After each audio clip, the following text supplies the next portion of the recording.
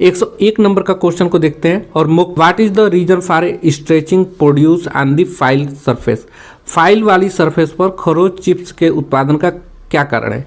तो फाइल वाली सरफेस का खरोच चिप्स का उत्पादन का जो कारण है, मुख्य कारण जो है वो है पिनिंग। पिनिंग यहाँ पे करेक्ट आंसर हो जाएगा ए। अगला क्वेश्चन देखिएगा 102 नंबर। हम लोग 460 को सीरीज चला रहे हैं और फटाफट रिवीजन करते हुए चल रहे हैं कि आपको फटाफट रिवीजन हो जाए। नेम ऑफ चीजल, ये जो चीजल दिखाया गया है यहाँ पे, थोड़ा मैं ऊपर कर दूँ, इस चीजल यानी छेनी का नाम बताना है, ये कौन सा छेनी है।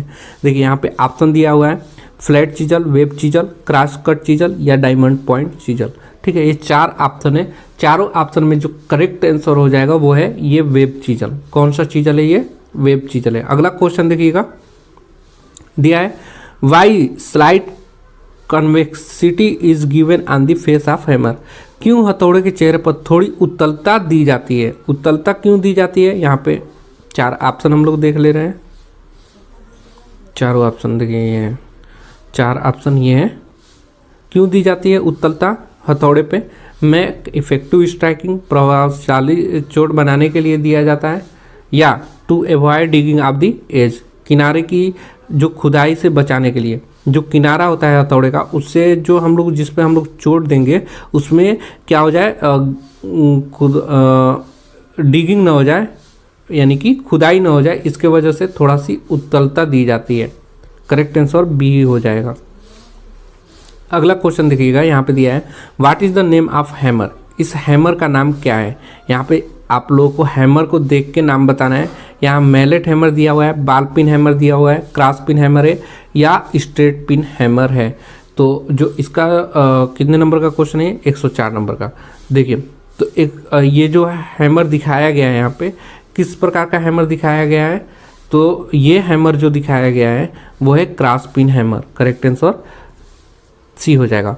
बाल पिन हैमर कैसा होता है, तो बाल पिन हैमर कुछ इस प्रकार बना होता है। मैं आपको यहाँ पे फिगर दिखा दे रहा हूँ।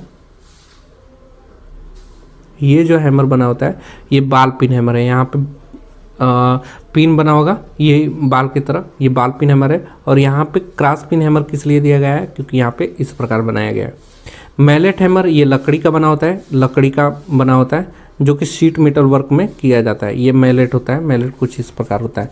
Straight pin hammer, straight pin hammer आप लोग देखे ही होंगे वर्कशॉप में। अगला देखिएगा 105 नंबर का क्वेश्चन देखिए, चिपिंग करते समय छेनी के अक्ष और जाब की सतह के बीच का कोण कितना होता है। ठीक है, चिपिंग करते समय जैसे मान लीजिए कोई जॉब है और यहाँ चिप्स निकालना है और यहाँ छेनी का इस्तेमाल करते हैं, तो इसके बीच कोण कितना रखा जाता है वो पूछ रहा है। यहाँ पे rake angle, point angle, clearance angle या एंगल ऑफ इंक्लिनेशन। तो यहाँ पे angle of inclination correct answer हो जाएगा। चिपिंग करते समय छेनी के अक्ष जाब की सतह के बीच जो कोण होता है उसे एंगल ऑफ इंक्लिनेशन कहते हैं। अगला क्वेश्चन देखिएगा, धातु की वह प्रॉपर्टी क्या है जो टूटने से पहले कोई अस्थायी विकृति की अनुमति नहीं देता। अस्थायी विकृति की अनुमति नहीं देता है वो क्या है। ठीक है, टेंसिटी कहलाता है या हार्डनेस कहलाता है। एक बार आप और क्वेश्चन पढ़ लीजिए, धातु की प्रॉपर्टी जो टूटने से पहले कोई अस्थायी विकृति की अनुमति नहीं देता है। देखिए तो ये दोनों तो होगा नहीं, इसे ब्रिटलनेस कहते हैं। ये अनुमति नहीं देता है। ब्रिटलनेस जो होता है विकृति की अनुमति नहीं देता है, भंगुरता जिसे बोलते हैं। ये डायरेक्ट टूट जाता है और चूर चूर हो जाता है। अगला क्वेश्चन देखिएगा 107 नंबर दिया है, name the part mark as X in the depth micrometer. Micrometer की गहराई में एक्स के रूप में चिन्हित भाग का नाम बताइए। ये माइक्रोमीटर यहाँ पे आपको दिखाया गया है और यहाँ एक्स रूप में दर्शाया गया है। इस पार्ट का नाम क्या है, कैप है, लॉक नट है, स्टॉक है या थिम्बल है। तो ये जो आप देख रहे हैं ना, इसे हम लोग लॉक नट बोलते हैं, लॉक बोलते हैं। करेक्ट आंसर बी हो जाएगा। अगला क्वेश्चन देखिएगा 108 नंबर दिया है, क्यों हैंड टैप लीड पर चेम्फर किए जाते हैं। हैंड टैप लीड पर चेम्फर क्यों किया जाता है। चेम्फर क्या होता है, देखिए कुछ इस प्रकार बना दिया जाता है, उसे चेम्फर कहते हैं। सॉरी थोड़ा बन नहीं पा रहा है मुझसे, मैं यहाँ पे बना दे रहा हूँ थोड़ा बड़ा, हल्का सा यहाँ मुड़ आ जाता है, हल्का सा यहाँ, और इस प्रकार इसी को चेम्फर बोलते हैं। ये वाला पार्ट होता है चेम्फर। तो क्यों हैंड टैप लीड पर चेम्फर किए जाते हैं। चेम्फर क्यों किया जाता है, अलाइनिंग के लिए, फिनिशिंग के लिए, स्ट्रेंथ के लिए, ग्रिपिंग के लिए? बताइए। तो जो हैंड टेप पर चेम्फर दिया जाता है वो एलाइनिंग के लिए दिया जाता है। करेक्ट आंसर ए हो जाएगा। अगला क्वेश्चन देखिएगा, what is the name of drilling machine? इस ड्रिलिंग मशीन का नाम बताइए। चलिए, तो ड्रिलिंग मशीन को हम लोग देख ले रहे हैं। ड्रिलिंग मशीन कैसा दिया हुआ है, ये है, ये वाला जो आप लोग ड्रिलिंग मशीन देख रहे हैं यहाँ पे, इस ड्रिलिंग मशीन का नाम बताना है। 4 ऑप्शन दिया हुआ है, pillar drilling machine, gang drilling machine, bench drilling machine या रेडियल ड्रिलिंग मशीन। तो यहाँ जो करेक्ट आंसर हो जाएगा ना, वो पिलर टाइप का बना हुआ है। देखिए पिलर बना हुआ है, तो पिलर टाइप के बने होने की वजह से इसे पिलर ड्रिलिंग मशीन भी कहते हैं। नेक्स्ट क्वेश्चन 110 नंबर का क्वेश्चन देखिएगा, दिया है what is the reading of an outside micrometer? British में है। इस बाहरी माइक्रोमीटर जो ब्रिटिश की रीडिंग क्या होगी? तो यहाँ पे जो फिगर दिखाया गया है इसका रीडिंग आपको बताना है, ठीक है। ये रीडिंग आप लोग याद रखिएगा। इसमें जो रीडिंग यहाँ पे दिखाया गया है ये 3 के आगे है, तो 0 पॉइंट क्या हो जाएगा, ये हो जाएगा 0.359। 3 से आगे है तो देखिए 3, 5 और यहाँ पे 9। नेक्स्ट क्वेश्चन देखिएंगे, दिया वर्नियर बेवल प्रोटेक्टर की एक्यूरेसी पूछ रहा है फिर से। ये मैं क्वेश्चन आप लोगों को पिछली वीडियो में करा चुका हूँ, पिछली क्वेश्चन ये आया हुआ था। तो वर्नियर बेवल प्रोटेक्टर जो होता है उसकी एक्यूरेसी जो होती है वो होता है 5 मिनट। नेक्स्ट क्वेश्चन देखिएगा, दिया what is the reading of vernier calipers? Vernier calipers की रीडिंग क्या होती है, ठीक है। यहाँ पे वर्नियर कैलिपर्स की रीडिंग पूछा है, तो ये ऑप्शन क्या दे रहा है, देखिए वर्नियर कैलिपर्स की रीडिंग क्या, अच्छा रीडिंग पूछ रहा है, एक्यूरेसी नहीं। यहाँ पे वर्नियर कैलिपर्स दिखाया गया है और इसकी रीडिंग पूछ रहा है। तो देखिए ये दोनों यहाँ पे मैच कर रहे हैं, मैच करने की वजह से इसका जो करेक्ट आंसर हो जाएगा वो 35.20 करेक्ट आंसर हो जाएगा। नेक्स्ट क्वेश्चन देखिएगा, अगला क्वेश्चन दिया है why surface plate are made of stress relieved good quality cast iron? क्यों सतह प्लेटों को तनाव मुक्त अच्छी कास्ट आयरन से बने होते हैं, ठीक है। 113 नंबर का, जो सतह प्लेटों का तनाव मुक्त अच्छी कास्ट आयरन के बने होते हैं, क्यों बना होता है? तो जो अच्छे कास्ट आयरन होते हैं वो तनाव मुक्त होते हैं क्योंकि विकृति को रोकते हैं। वो क्या करते हैं, टू प्रिवेंट डिस्टोर्शन को रोकते हैं, यानी कि वो अपने आप में बदलाव को रोकते हैं। और सतह के प्लेट तनाव मुक्त अच्छी कास्ट आयरन के जो बने होते हैं। अगला क्वेश्चन देखिएगा, what is the main advantage of A adjustable parallel block? समायोज्य समांतर ब्लॉक का मुख्य लाभ क्या है, ठीक है। मुख्य लाभ आपको बताना है। यहाँ पे क्या है, ऑप्शन पढ़ लेते हैं। 4 ऑप्शन दिया हुआ है, टू सेट डिफरेंट एंगल, विभिन्न कोण निर्धारित करने के लिए, या विभिन्न गहराई निर्धारित करने के लिए, या विभिन्न लंबाई निर्धारित करने के लिए, या विभिन्न ऊंचाई निर्धारित करने के लिए। तो पैरेलल ब्लॉक कैसा होता है, कुछ इस प्रकार होता है,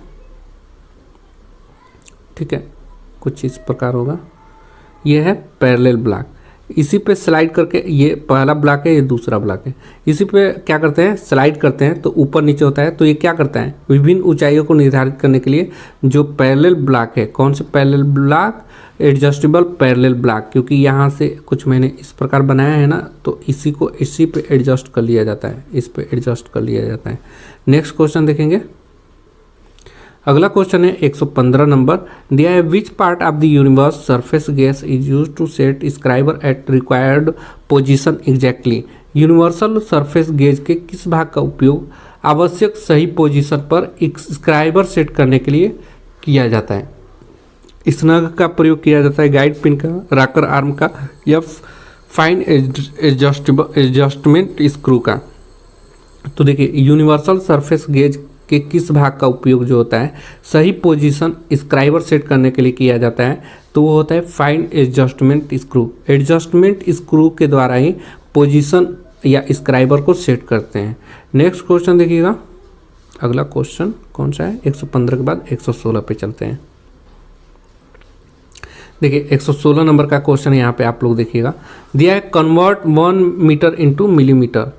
एक मीटर को आपको किस में बताना है, मिलीमीटर में बताना है। ये बिल्कुल कंठस्थ होनी चाहिए, आपको याद होना चाहिए। 116 का जो करेक्ट आंसर हो जाएगा वो 1000 mm होता है। कैसे होता है, देखिए सबसे पहले 1 मीटर में आपको पता है कितना होता है, 100 सेंटीमीटर होता है। और 100 गुणे 1 सेंटीमीटर में कितना mm होता है, तो 10 mm होता है, और 100 गुणे 10 करेंगे तो 1000 mm हो जाएगा, यानी कि 1 मीटर में 1000 mm। सी ऑप्शन सही हो गया। नेक्स्ट क्वेश्चन देखिएगा, what is the name of V block.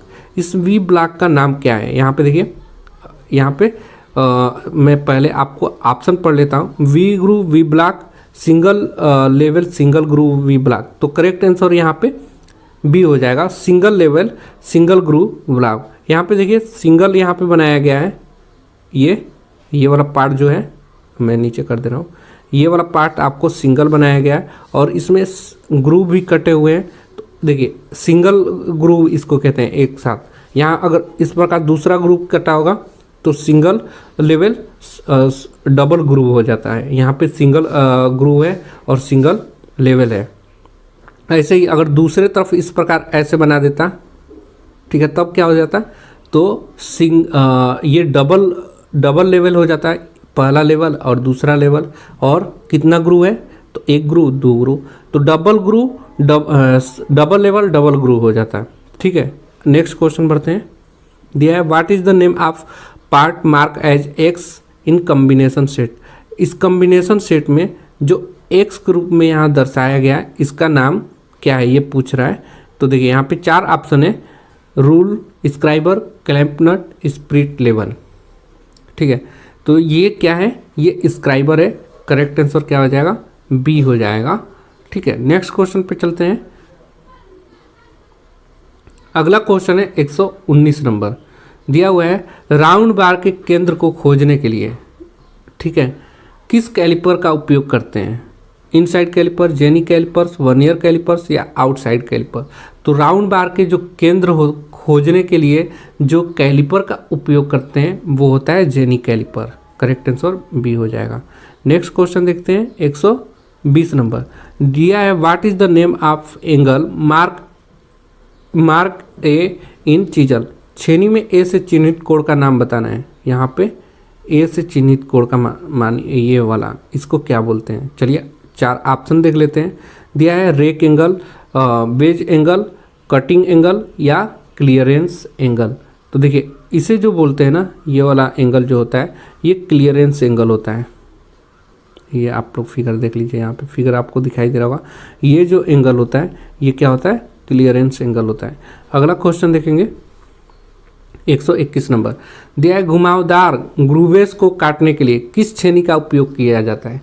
जो घुमावदार ग्रूव होते हैं उसको काटने के लिए किस प्रकार का ग्रूव इस्तेमाल करते हैं, तो हाफ राउंड नोज चीजर का प्रयोग करते हैं। करेक्ट आंसर डी हो जाएगा। नेक्स्ट क्वेश्चन देखिएगा 122 नंबर। दिया है what is the weight of hammer used for marking purpose. Marking के उद्देश्य के लिए उपयोग किए जाने वाले हथौड़ा का जो वजन होता है वो कितना होता है। तो जो हम मार्किंग के उद्देश्य के लिए लेते हैं वो 250 ग्राम का होता है। कितना, 250 ग्राम का मार्किंग के उद्देश्य के लिए अगर आप लेते हैं तो। ठीक है, अगला क्वेश्चन देखते हैं 123 नंबर। 123 नंबर का क्वेश्चन देखते हैं। यहाँ दिया है विकर्ड फाइलिंग के अनुचित तरीके के प्रभाव क्या है। What is the effect of improper method of A diagonal file. Diagonal जो फाइल होता है उसके अनुचित तरीके जो होते हैं वो क्या है।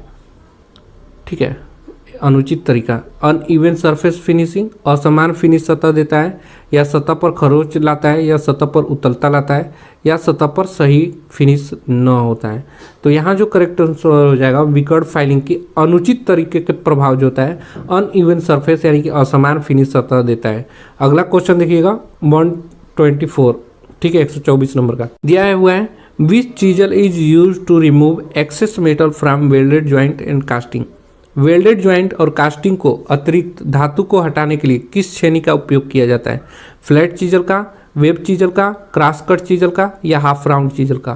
तो देखिए यहाँ जो करेक्ट आंसर हो जाएगा, जो वेल्डेड ज्वाइंट और कास्टिंग के अतिरिक्त धातु को हटाने के लिए किस छेनी का उपयोग करते हैं, तो वो छेनी होता है फ्लैट चीजल। करेक्ट आंसर ये हो जाएगा। अगला क्वेश्चन देखिएगा 125 125। What is the name of file. देखिए ये फाइल आपको दिखाया गया, 2 तरह के फाइल है। इसमें देखिए कटिंग थोड़ा अलग है। तो ये किस प्रकार का फाइल है। ये रोटरी फाइल है, टैंकर्स फाइल है, बैरेट फाइल है या क्रॉसिंग फाइल है। ठीक है, ये किस प्रकार का फाइल है आप कमेंट बॉक्स में बताइए। 125 का देखिए ये जो आप लोग फाइल देख रहे हैं ये कुछ रोटरी टाइप का बनाया गया है, यानी कुछ इस प्रकार बना है। ये भी देखिए कुछ इस प्रकार बना है, ठीक है। ये यहाँ पे कुछ इस प्रकार फाइल की दांतें कटे हुए हैं।